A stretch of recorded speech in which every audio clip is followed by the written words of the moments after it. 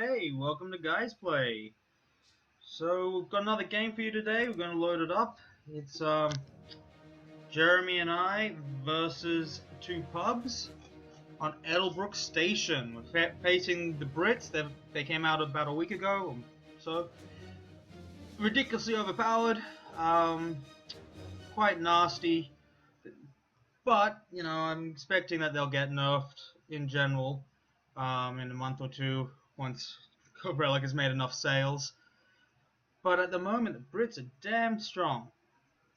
The commando glider insertion there is pretty nasty. The real nasty one, though, is the logistics glider, forward logistics glider. But the Wasp carrier they get, which is the upgrade to a universal carrier, very nasty.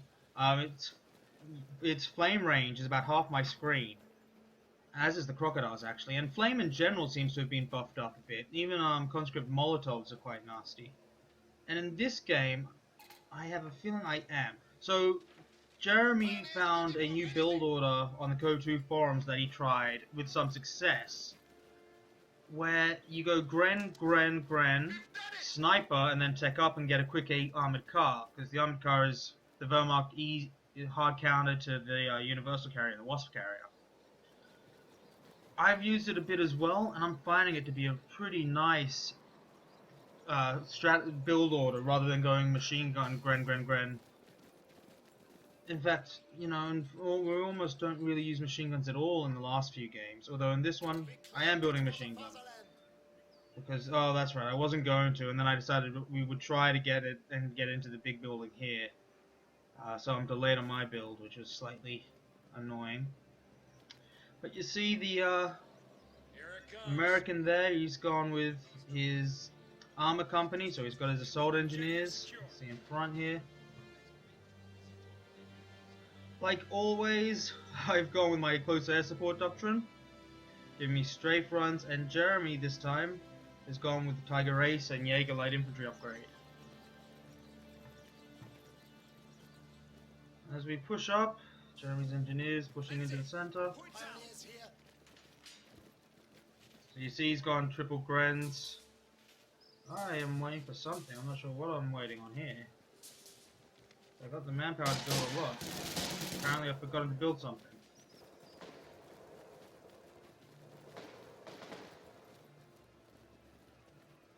I'm not paying attention. Grenadiers fighting here and some Grens. You found something?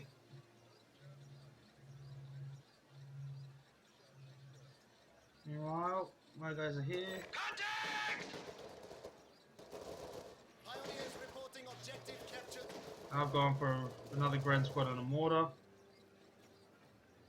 And as you see there, they managed to get into the big building first, while I've gotten into the inside one.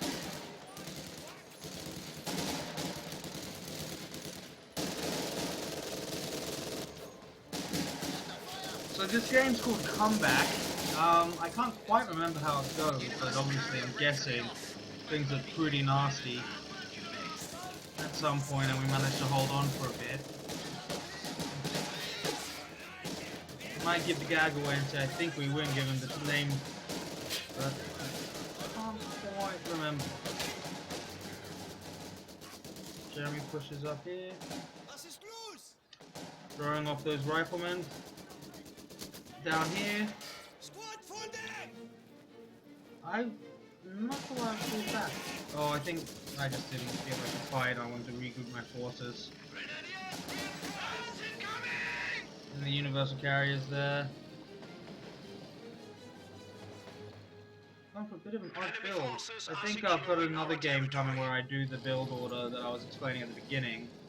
And is Jeremy going for it? No, Jeremy's gone for mortar, and then, oh, that's right, he had elite troop doctrine, so I was able to make it a vet-free mortar straight off the bat. It's pretty nasty. Oh, and nice for him. So yeah, universal carriers, when they come out, they're not great, and I'm finding a lot of Brit players don't kite very well with them, as you can see here, running straight into my Panzerfaust. And it only takes about 2 Panzerfausts to get rid of them. But once you upgrade that thing, and I would never bother mounting the Vickers, you want the Wasp. It is nasty. as you're gonna see. And the Vickers machine gun, at the moment, the Vickers machine gun, the British 6-pounder AT gun, they're both the best machine gun and AT gun in the field at the moment. I'm sure that'll change and become a bit more even in HMG crew has time. been lost to enemy action. Yeah, nice. The mortar there takes it out.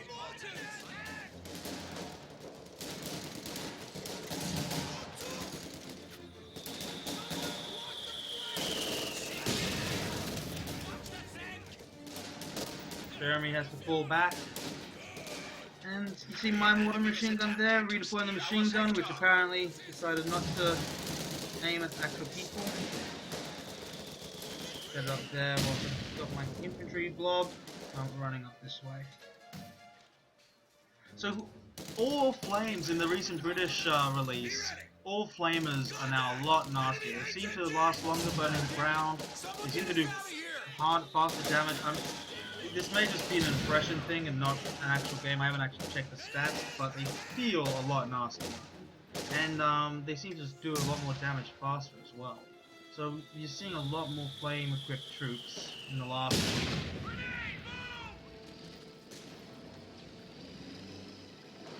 Here's the Wasp carrier, so you'll be able to see how that goes. I mean, look at the range. It's longer than a KB-8. And 1-2 bursts. Well, it's a pretty long sustained burst. And the mortar gone as well. So I mean, to be fair, I should have run earlier, but pretty nasty. T1 vehicle. And I lose my MG to those rifles. So, with his attention this way, I'm trying to get my infantry up. He spotted me, and see, look at that. Halfway across my screen, it's not a bit long further. I reclaimed the mortar. Meanwhile, Jeremy's mortar's there. Just not really got the ground that we want. 2 VPs both belong to the enemy. Mortar emplacements now. These mortar emplacements and the Bofors are both, again, absolutely nuts. The Bofors more than the mortar emplacement. But in previous games with the lads, I've dropped this big Stuka bomb, which takes our whole buildings in one. Mortar emplacements and Bofors can survive direct hits, and if they're braced, will take nearly no damage at all. It's a bit nuts, frankly. Wasp carrier coming in again. So yeah, you can see how long that range is, and it's a little it's frankly unfair, you know, because you're actually able to kite with the flamer, which shouldn't quite happen. And I mean, the KB-8 flame tank for the Soviets can't do it, but apparently this little Wasp carrier can. And the crocodile's just as bad. And here we've got the AA track. So I'm pulling out an AT gun now. Jeremy's already, an armored car. Jeremy's already got one. But again, in the make-believe world of Relic, for some reason AA half tracks are able to defeat armored cars with 2mm cannon, which should mince these things.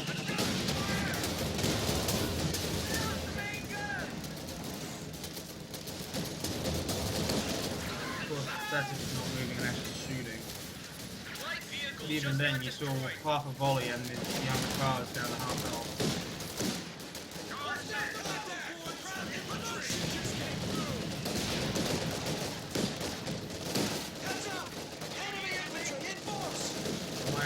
There as well.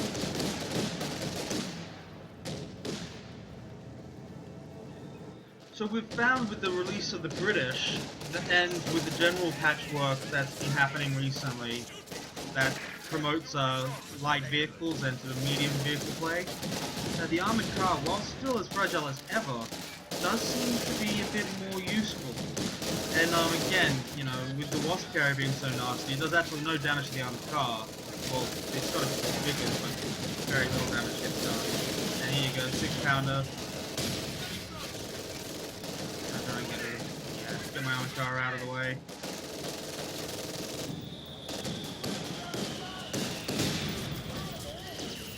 Pull my infantry around so I don't have to deal with that machine gun.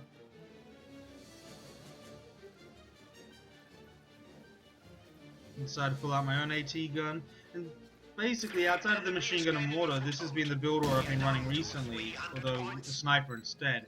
And debt charge looks like it took out one of, or mine possibly, but more likely a debt charge took out one of Jeremy's squads there. As he pushes up. Meanwhile, my infantry, all with their LMGs you saw. Or as you see. Meanwhile, we've got one mortar each. Very few kills, but yeah, so this glider insertion, logistical insertion, it lets you build commandos, it will let you and your ally reinforce off the point, heal off the point, and it increases the resource gain. And it actually takes a surprising amount of firepower to take out as well.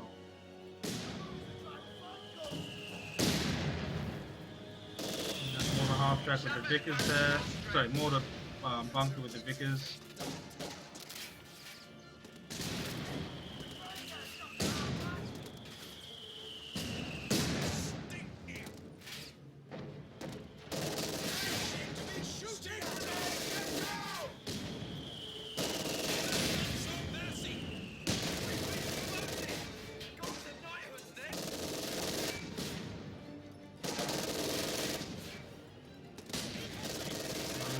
As you see, trying to bring my infantry in whilst dodging the range of the machine gun out here anyway. Let's try and take out that logistical glider, whilst at the same time being smashed by the mortar emplacement. I decided to pull back, and 6-pounder, best AT gun in the game at the moment.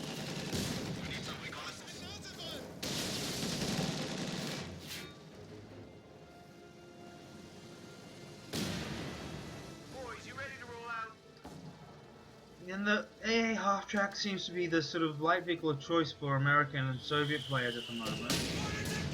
Another debt charge there, you see, as the Americans push through.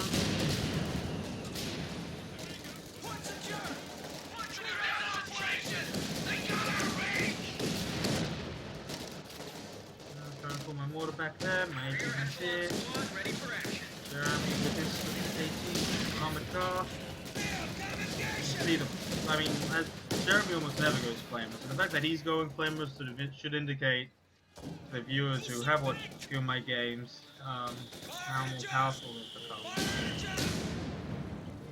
And he's picked up T2, obviously with the young car, and pulled out some Panzer grenades.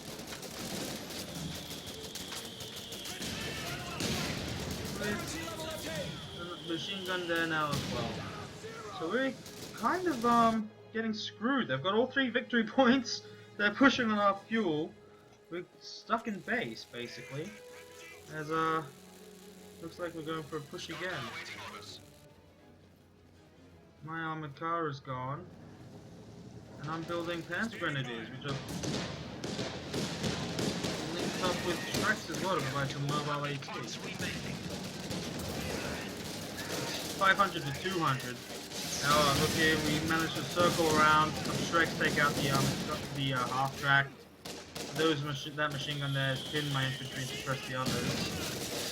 Then them running back. We have been assigned fresh Panzer grenadiers. Oof, and the mortar takes it out there. So combined forces, Jeremy and I coordinating. We took out the half track machine gun. Look at the debt charge there.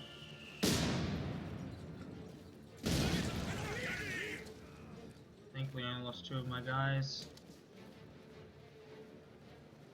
Make my way to the center where they've still got that Vickers, some Royal Engineers, 6-pounder there. Oh, and an infantry section. So infantry sections, at the moment, they're best. Sorry, I had to get myself a mozzie. At the moment, infantry sections are the best infantry, especially when they're in cover. When they're not in cover, they're less effective. And on the Koju forums, there's been a lot of people bitching about how they can't seem to attack with them. I mean, if you're not running through cover anyway, or trying to get in advantageous positions, then you're not particularly good anyway. Your stuff's going to die no matter what it is. But in an entrenched position, in an entrenched position, or in the trenches that they can themselves build, you find that the infantry sections become really difficult to move out, which is why in our recent play, Jeremy and I have found that getting a sniper, active sniper, which we have never really generally done, and is really effective, because it helps us get them out of the entrenchment. And you see there, I don't know if you noticed, the Royal Engineers placed a mine in that sector there, and my Grenadiers guys, Penn's Grenadiers guys, they went through. And again, in previous matches I've told you, mine placement's important, debt charge placement's important, debt charges on BPs, mines on traveled routes, and in a narrow corridor like this one, great placement.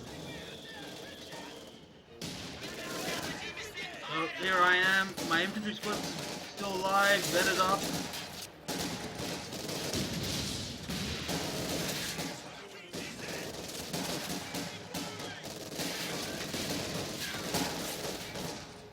Fighting the British will control my fuel, or closest fuel to us. They end up pulling back. At that range against that many LMGs, they were never going to quite last anyway. And British tanks, at the same time, are also quite atrociously strong. In a previous game, I saw 2 Churchill ABREs run up in front of 3 Pack 40 AT guns, and managed to take out all 3 Pack 40 guns without losing more than 50% health each, which really should not happen. But as I said, in my cynical mind, Relics created a totally unbalanced force, deliberately to get sales, and in a month or two, not only will the price for Brits drop, but also their effectiveness as they get patched. The mortar there taking out the Royal Engineers building a mine. The Centaur with its assault cannon, autocannon. Meanwhile, my infantry force, most of my stuff's running, but I do have this Gren squad here. Most of my stuff's capping. Coming back, I'm moving forward now. Gonna try and get out that glider again. Meanwhile, the mortar half-tracks are falling all over me. Try and get out of there. As the Centaur moves in this way. And the mortar manages to take out that 3 Grand squad. Nice. As I fall back, decide to repair Jeremy. In the center, we've got AT gun, mortars, Jeremy's got his grenadiers and so on. Armored car still there, and he's also pulled out a Stug. There's a Sherman on the field, which apparently no one's seeing or firing at.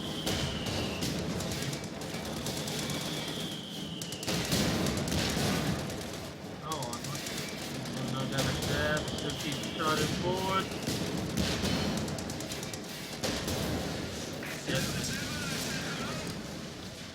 Meanwhile, the Centaur.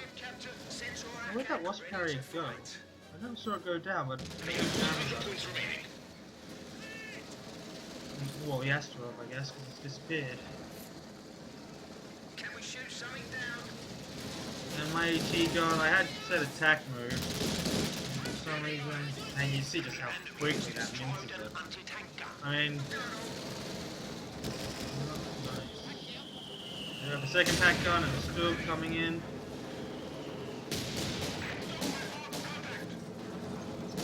Damage goes ace armored car as well.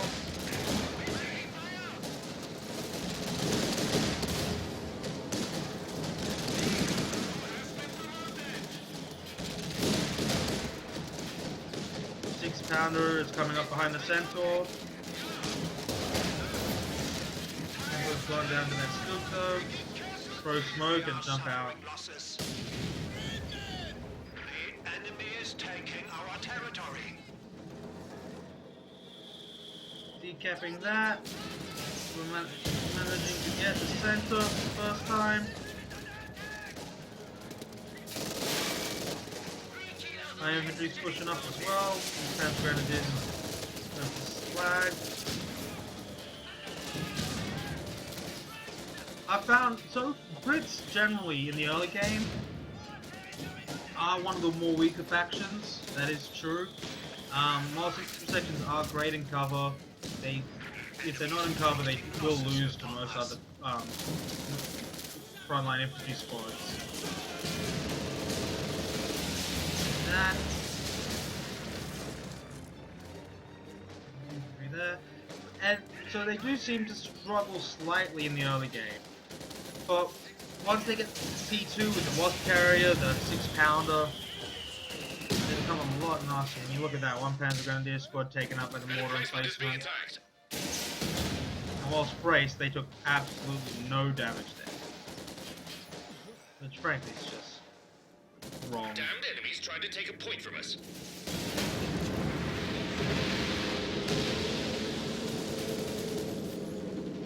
At least whilst braced, they don't fire. That's the one saving grace. But they become absolutely atrociously difficult to kill. I've pulled down a tank strafe on this, which seems to be the best option. But for some reason, I get 2 shots off and then my plane dies. An engineer unit is ready for action. So that was about 8 to 10 stretch shots to take out that bunker there. So we've managed to make a comeback. We've gained all 3. The Brit player's lost his infantry. Meanwhile, Zen, at the same time, has also lost a lot of material. So we've actually got the manpower advantage now.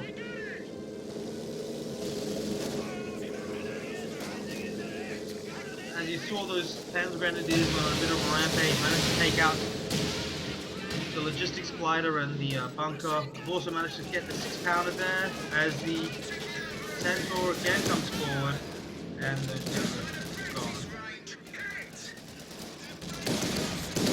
think I just decided to run it. I was hoping I'd be able to get the 6-pounder, but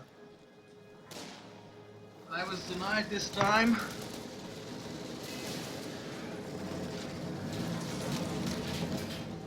Jeremy Stug comes running forward again, but he sees the infantry and the 6-pounder there, so he's going to pull back out.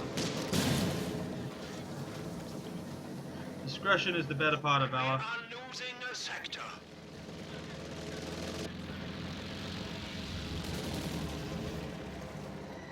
So we've got very similar forces actually. 4 infantry squads each. 2 Panzergrens and 2 Grens for Jeremy. 1 Panzergren, 3 Grens for me. But Jeremy's also got 2 mortars, an AT gun, and a Stug. Whereas I've got a mortar and 2 AT guns. So, 2nd Panzergrenadier coming. And we both have fires. His with a mine detector, mine with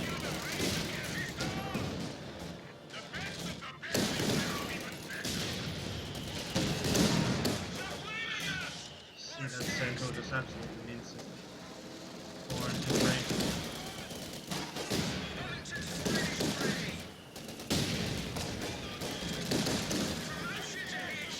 So like everything, you know, if you keep this stuff alive, the Brits at the moment seem to be the most kind of balanced.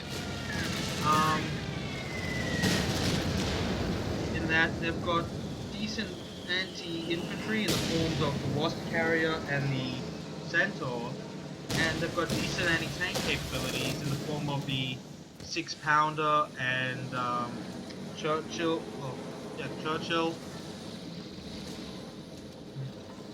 No, Cromwell. Plus, if you include the Bofors emplacement and the mortar emplacement, they can be quite good at taking ground and then holding ground.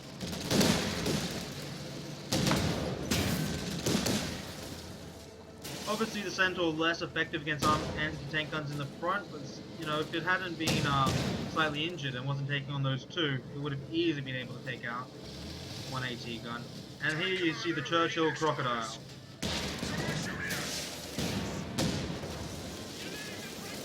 Crews are ready to carry out emergency vehicle repairs. Again, firing across my entire screen. All those Panzer Grenadiers gone. It's been hit 3 times by an AT gun. We've lost an anti-tank. Less than 20% damage, 80, and that goes down straight away. And just look at that destruction.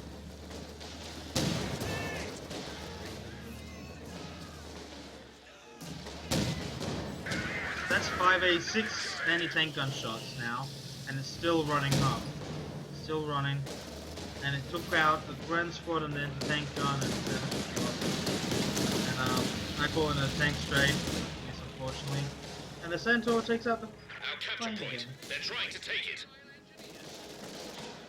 Jeremy's going to try and reclaim one of my Shreks. I had 2 there. Oh no, 1 there.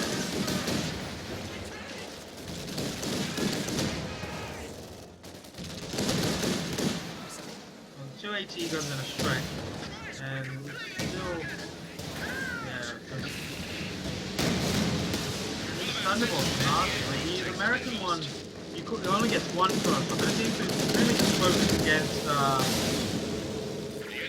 really just seems to focus against vehicles, whereas the British one you get 2, which is one's anti-infantry, one's anti-tank, and because you know Brits need all the advantages they get, I guess.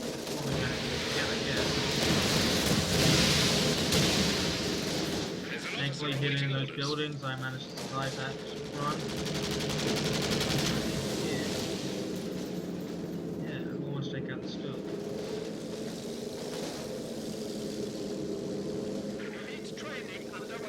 82 points left. We managed to reclaim it again. The big issue, like always, when it comes to looking at Allied gameplay, they've got no frontline infantry.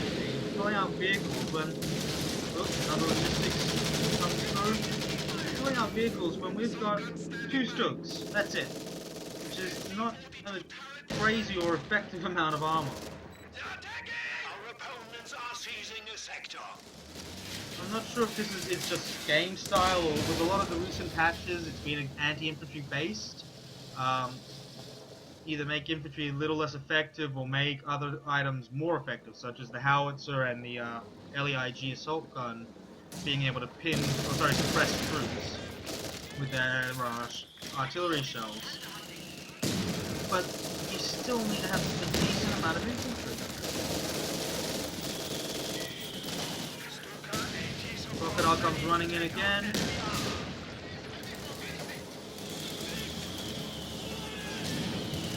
Get out of there as fast as possible. Still hit there. Very little damage. The tank strafe comes in, does a bit more damage. Still, I mean, that tank strafe takes out KV-2s and IS-152s when firing from the rear. The Crocodile took less than 50% health from it. And it set the building on fire, you see it smoking there. And also smoke from the attacks as they retreat. The enemy is attempting to steal our sector. And yeah, one of the players drops. This is probably going to be it.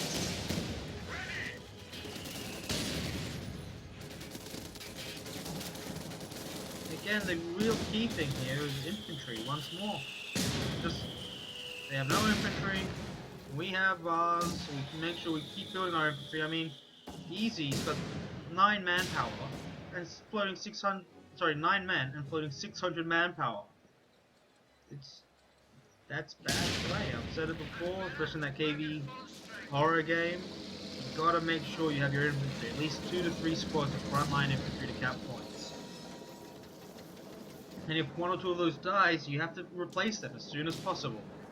Everything else are just extra frills on the force. You know, you need to have a solid basic for your army.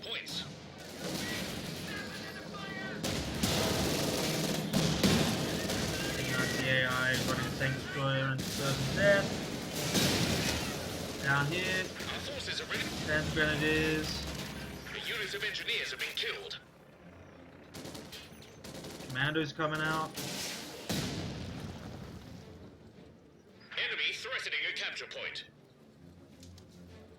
Enemy approaching capture point.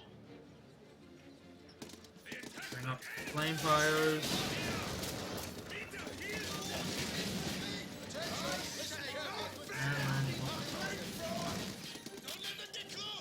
The Churchill Crocodile is ready.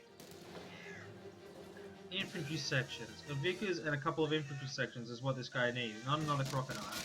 Because we've shown that we've got AT. I mean, look how much I've got. 2 AT guns, 2 Panzer Grenadiers with Shrek, a 3rd AT gun coming. Jeremy, 2 Stooks, an AT gun, and Panzer Grenadiers with Shrek as well. The idea that a crocodile is going to do anything against that, you know, or at least survive long term against that, is very optimistic.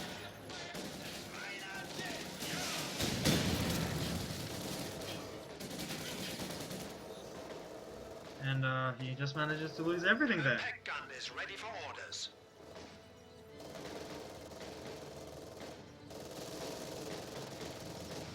And here's the crocodile.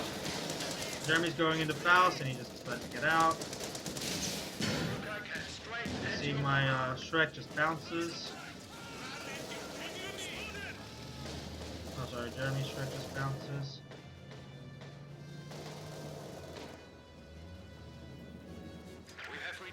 My infantry are pushing through here, tries into the rear, and here's the crocodile. And I am again also immediately run.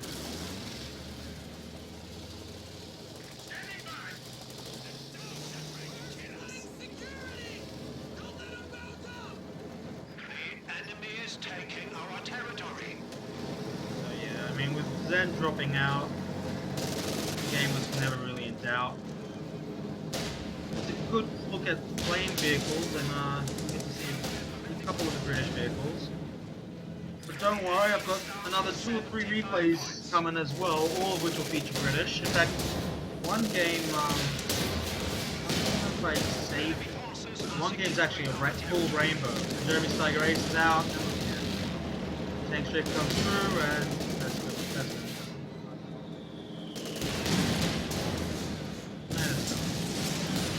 So with one infantry section against, I mean 6 manpower and 39 against that, he was never going to make it. So that's a 31-minute game, lasted longer than it should have. He probably should have quit a while back, but I imagine he was just trying Brits out. Made a quick mistake with the Wasp, with the Brand Carrier early on, getting it closer enough to be Shrek'd. You got to make sure you keep it back. And Whermacht guys, if you're suffering against the Wasp Carrier, go for an early armored car. You're able to chase it down. It takes about 8 or 9 shots to kill it, so a clip and a half. But you should be able to take it out pretty damn easily.